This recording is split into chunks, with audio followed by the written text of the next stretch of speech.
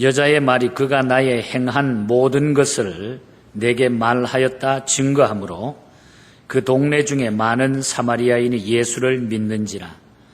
사마리아인들이 예수께 와서 자기들과 함께 유하기를 청하니 거기서 이틀을 유하시매 예수의 말씀을 인하여 믿는 자가 더욱 많아 그 여자에게 말하되 이제 우리가 믿는 것은 내 말을 인함이 아니니 이는 우리가 친히 듣고 그가 참으로 세상의 구주신 줄 알미니라 하였더라. 아멘. 우리 예수님 당시 그 유대 나라는 세 지역으로 구분이 되어 있었습니다. 북쪽 그리고 중부지방, 남쪽 지방 세 군데로 주로 나누어서 사람들이 살고 있었는데 이 북쪽은 갈릴리 지방이라 이렇게 불러서 어부들과 서민 대중이 주로 모여서 살았었습니다. 그리고 이 중부지방은 사마리아인들이 주로 자리를 잡았는데 이 사마리아는 이방 민족과 결혼한 사람들이 주로 모여서 살아왔습니다. 그리고 남쪽 지방은 예루살렘이 있으니까 주로 종교, 정치, 경제 지도자들과 정통성을 자랑하는 유대인들이 주로 모여 살았습니다. 그러니까 북쪽과 중부지방과 남쪽 지방이 다 사는 환경과 배경이 달랐고 또 사람들의 모습도 달랐습니다. 문제는 사마리아를 대하는 유대인들의 그 당시의 시각이었습니다. 유대인들은 사마리아인을 이방인으로 취급을 했고 구원에서 제외된 사람으로 사마리안을 치부해버렸습니다. 그리고 대부분의 사람들은 사마리아 사람을 마치 더러운 짐승을 대하듯 했습니다. 아주 상종하기를 꺼려했습니다. 성경에도 보면은 사마리아인을 가리켜서 구원받지 못한 개처럼 취급을 했다. 아주 유대인들로서는 이 사마리아인들에 대해서 아주 격을 낮추어서 상종하기를 싫어했던 것입니다.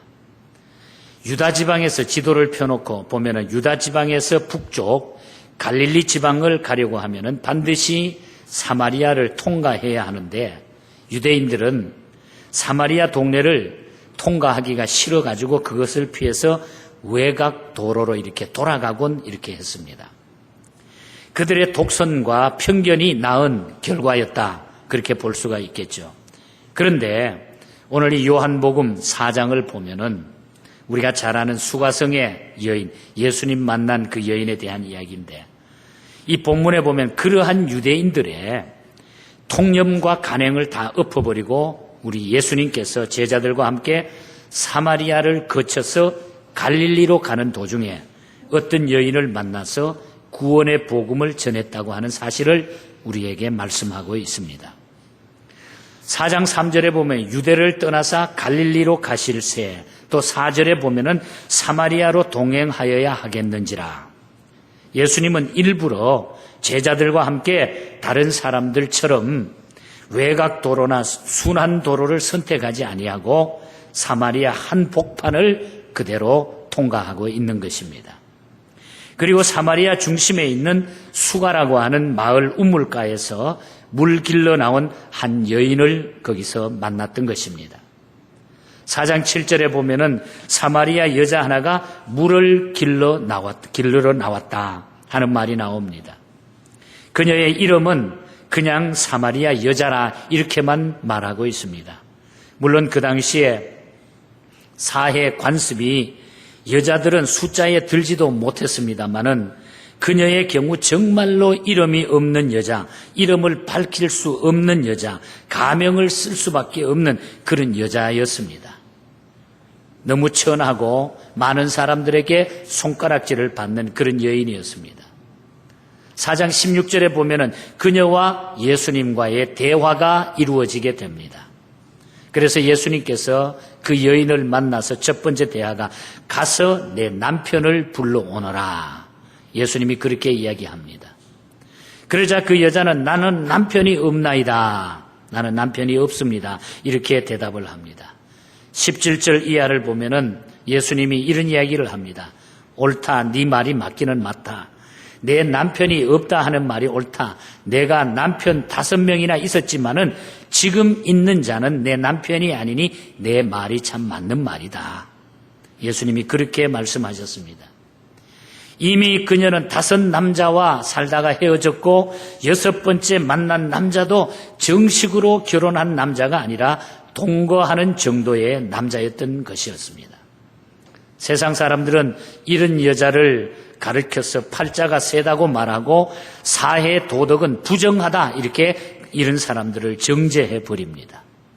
그러나 우리 주님은 그녀를 만나 대화를 나누셨고 구원의 복음을 그 여인에게 전하셨습니다. 한마디로 그녀의 과거는 어둡고 불행했습니다. 또한 상처의 골이 깊은 그런 여인이었습니다. 많은 고생, 고민, 그런 끝에 인생을 살아오고 있는 것입니다. 과거도 불행했고 현재도 불행한 그런 여자였습니다. 시제상 우리가 시간을 3시제로 나눕니다.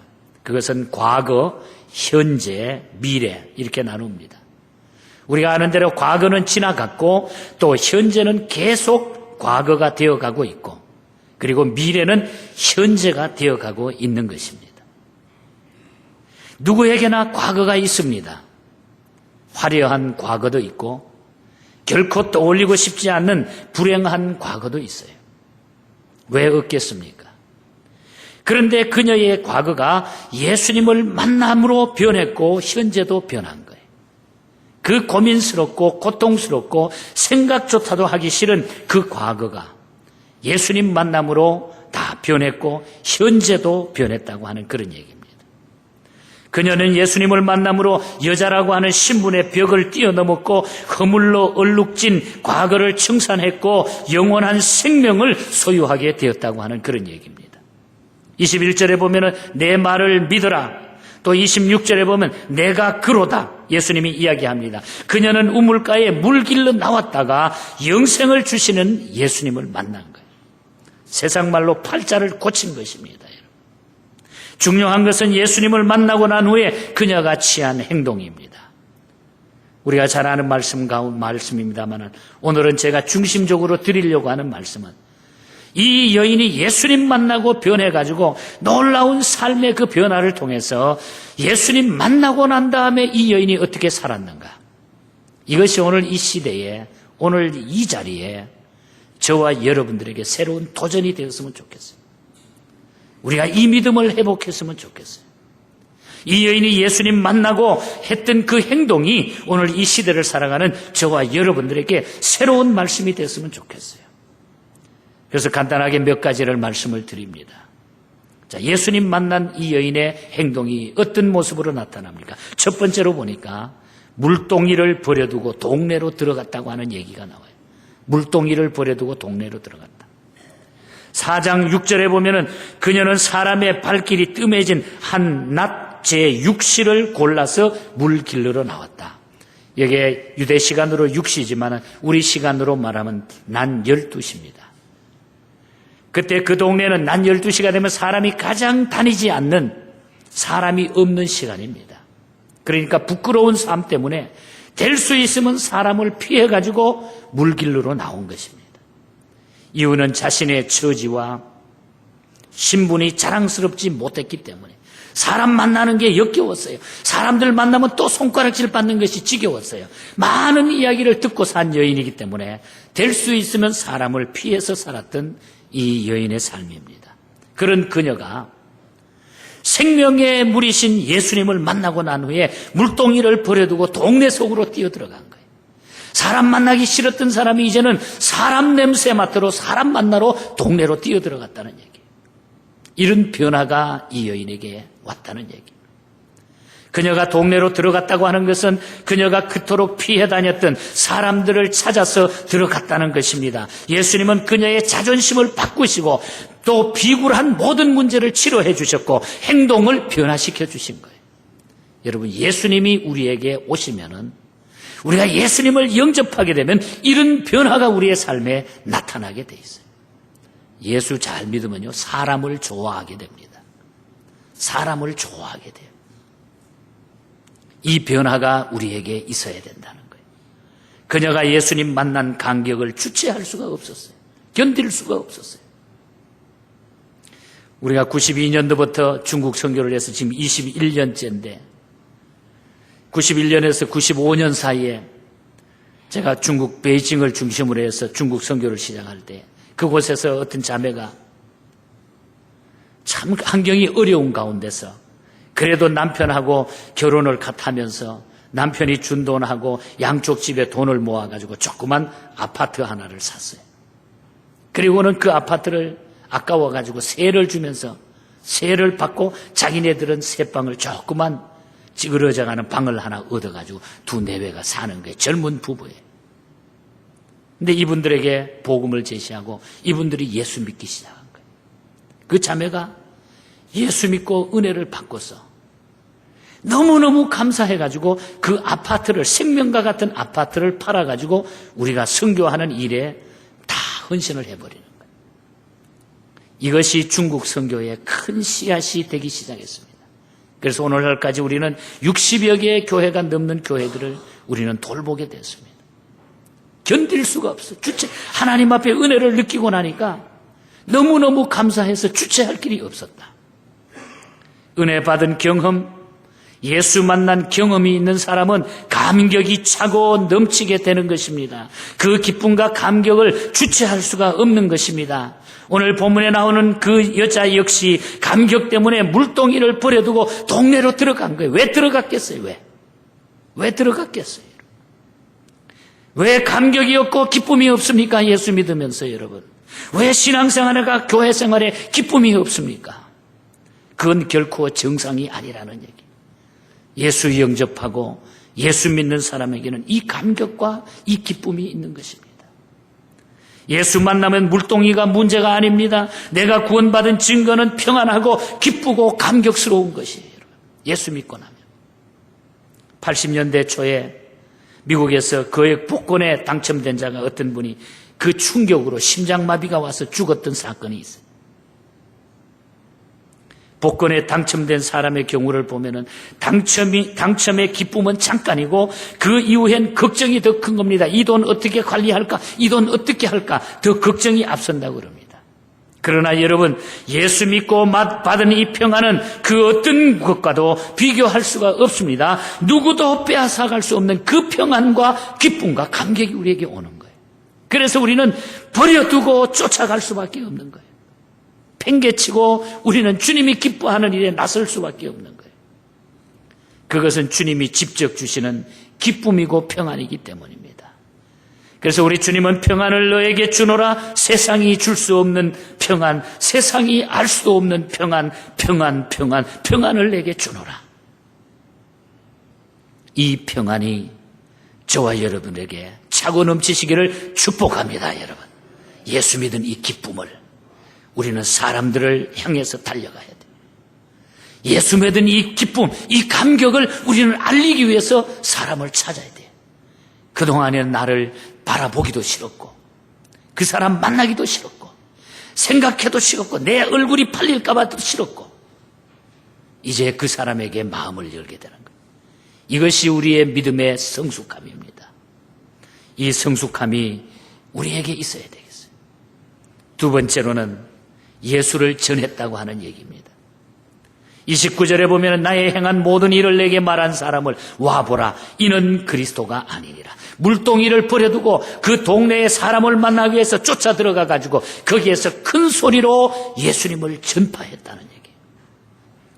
숨어 살던 여자가 자기 정체를 이제 드러낸 것입니다. 소극적인 여자가 적극적으로 변했습니다. 체면과 자존심과 죄책감으로 고뇌하며 살던 여자가 떳떳하게 이제 머리 들고 예수를 증거하기 시작했습니다. 세상 것을 추구했던 여자가 영적인 가치를 추구하는 사람이 되어버린 거예요. 삶이 변한 것입니다. 떳떳하게 변한 것입니다. 보기에 놀랍게 변한 그런 모습입니다. 그래서 물동이를 버려두고 들어가서 변화된 자기의 모습으로 예수 그리스도를 증거합니다. 놀라운 이런 변화가 나타나야 돼. 예수 믿으면요. 이런 얘기가 있습니다. 우리 남자들은 주머니가 두둑해지면, 지갑이 두둑해지면 거만해지고 또 우리 여자분들은 이쁘다는 소리를 몇 번 듣고 나면 거만해진다. 뭐 그런 얘기가 있어요. 또 남자들은 오른쪽 귀로 들은 말을 왼쪽 귀로 흘러버리고, 그런데 우리 여자분들은 양쪽 귀로 들은 말을 입으로 다 쏟아버린다. 입으로 쏟아낸다. 뭐 그런 말이 있어요. 웃는 거 보니까 맞는 것 같으네. 맞는 것 같아. 여러분, 예수 만난 사람들은 떳떳해지는 거예요. 믿습니까, 여러분? 예수 만난 사람은 당당해지는 것입니다. 기분이 좋아지고 삶이 신바람 나는 거예요. 할 말이 많아지고 예수가 자랑스러워 견딜 수가 없어요. 이것이 예수 믿고 예수 만난 사람들의 모습이에요. 그래서 예수 믿는 사람 말 많다. 맞는 얘기예요. 그런데 쓸데없는 말 많이 하지 말고 예수 얘기 많이 할 수 있기를 축복합니다, 여러분. 아마 이 여인이 얼마나 할 말이 많았겠어요.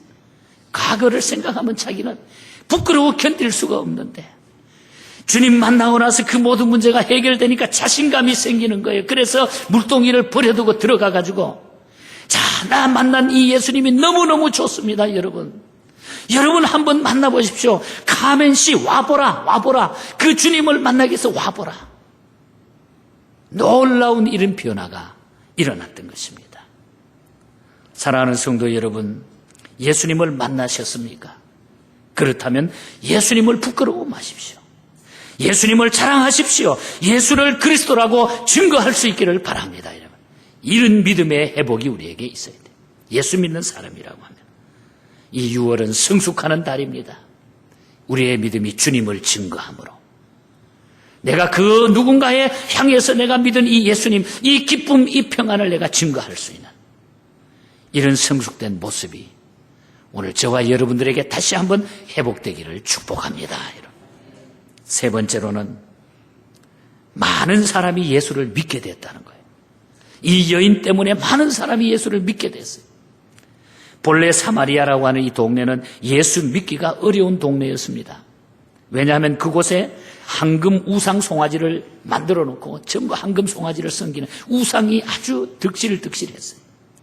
그리심산이라고 하는 그 산에서 따로 제사를 드리면서 자기네 신 이 황금 우상, 황금 송아지를 섬겼기 때문에 예수 믿는 것이 쉽지가 않았습니다.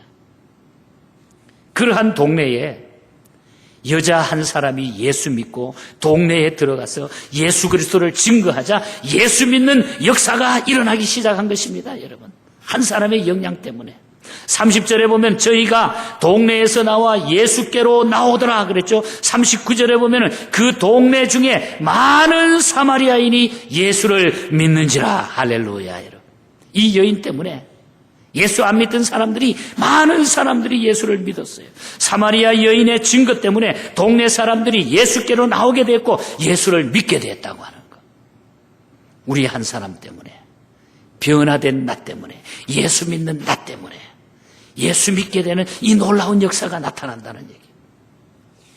우리 주보에 보면은 중국 교회 이름이 쭉 나와 있는데 중국인 교회 가운데 보면은 백기채 교회와 서가굴 교회라는 교회가 나옵니다. 백기채 교회는 왕성보라고 하는 전도사, 그리고 서가굴 교회는 조경부 이 전도사입니다.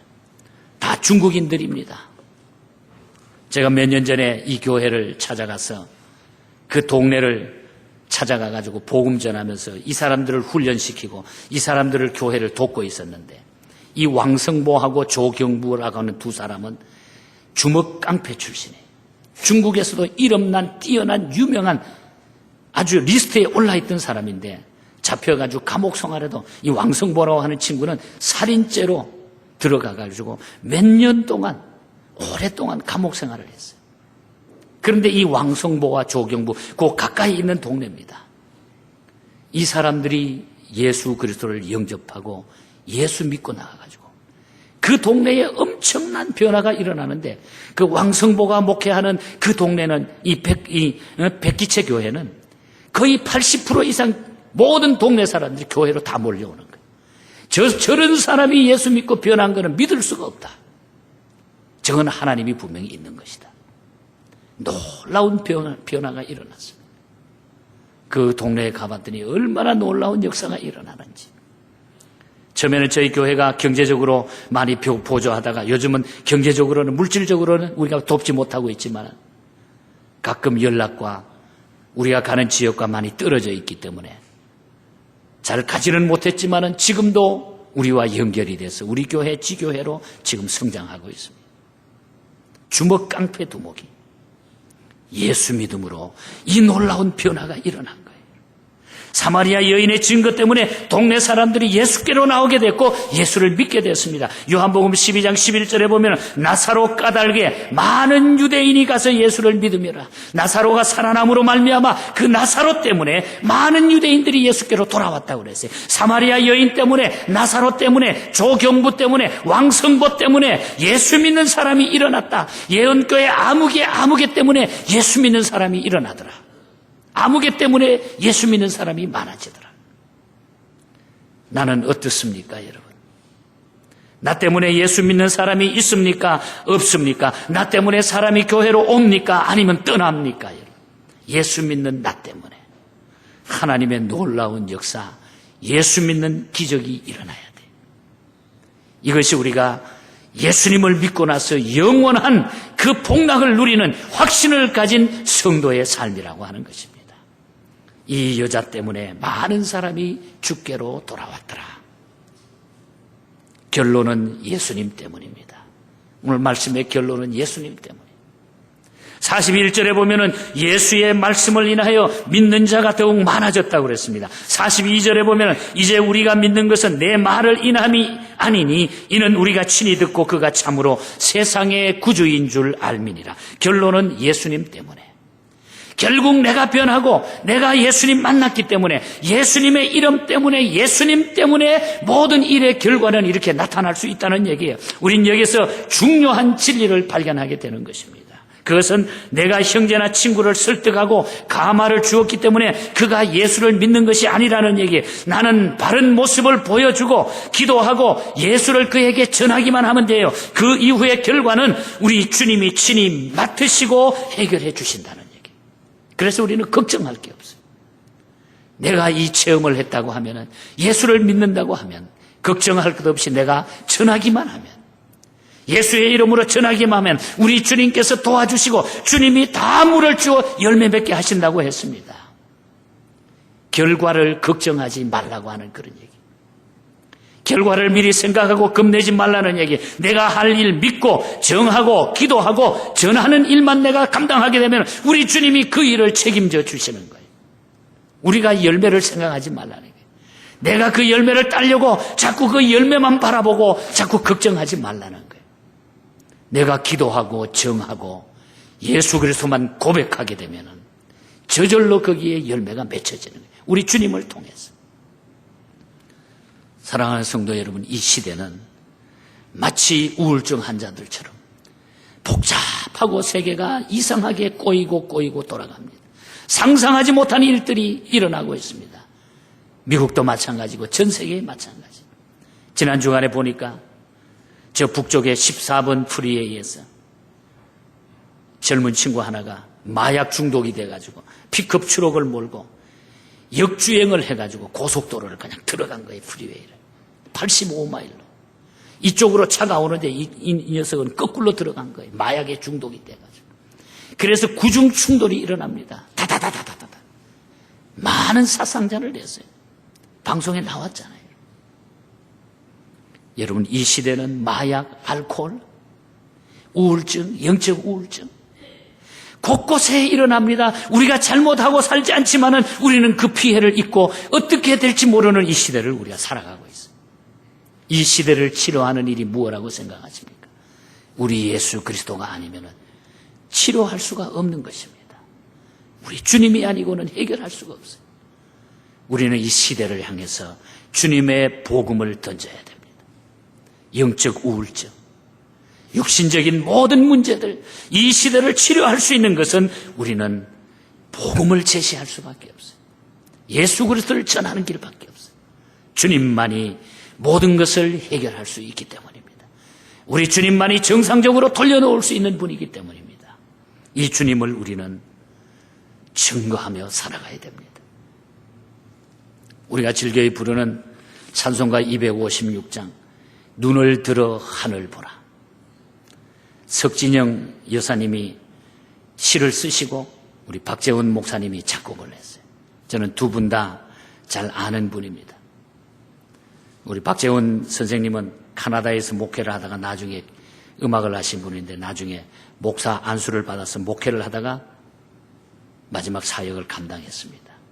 제가 석진영 시인도 몇 번 만난 적이 있습니다.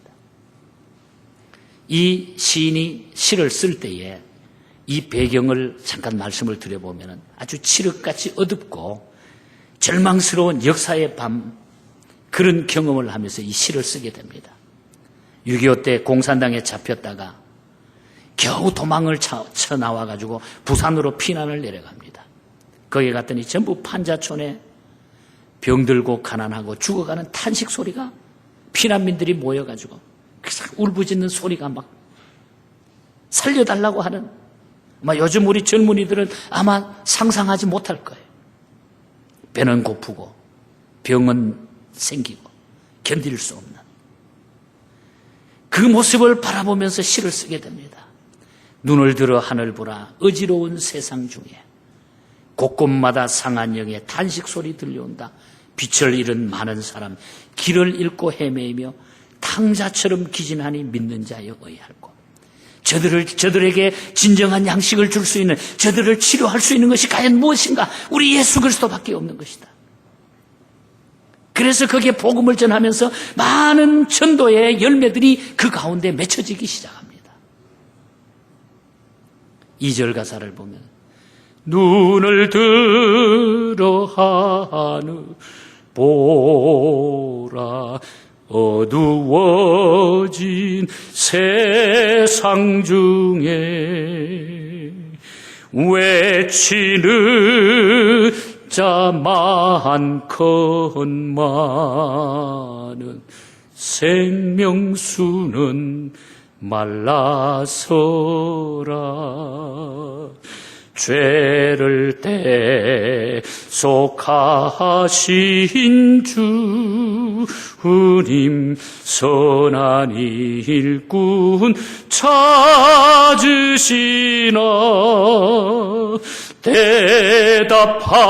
대답하리 어디 있나. 믿는 자여 의할고. 여러분, 예수 믿는 것밖에 없어요. 주님 의지하는 것밖에 없습니다. 이 주님을 우리가 증거해야 돼요. 놀러가자, 못된 짓 하자는 말보다 예수 믿고 구원받자는 얘기는 떳떳하고 당당한 얘기가 됩니다. 부끄러워할 이유도 없고 주저할 이유도 없는 것입니다. 작정하고 기도하고 전하십시오. 주께서 역사하실 줄 믿고 전하십시오. 주님이 함께 하시는 것입니다. 주님은 이것을 바라고 계십니다. 이 마지막 시대에 우리가 해야 될 일이에요. 주님의 복음을 부끄러워하지 않고 전하는 거예요. 이것이 우리의 믿음의 성장의 비결입니다. 이 믿음, 이 복음 전하다 보면 우리의 믿음이 쑥쑥쑥쑥 자라게 돼요. 주님 앞에 부끄럽지 않는, 하늘의 별과 같이 빛나는 이런 놀라운 축복이 복음을 전함으로 말미암아 오늘 저와 여러분에게 나타나고 우리 교회에게 주신 귀한 사명이 되기를 주님 이름으로 간절히 축복합니다.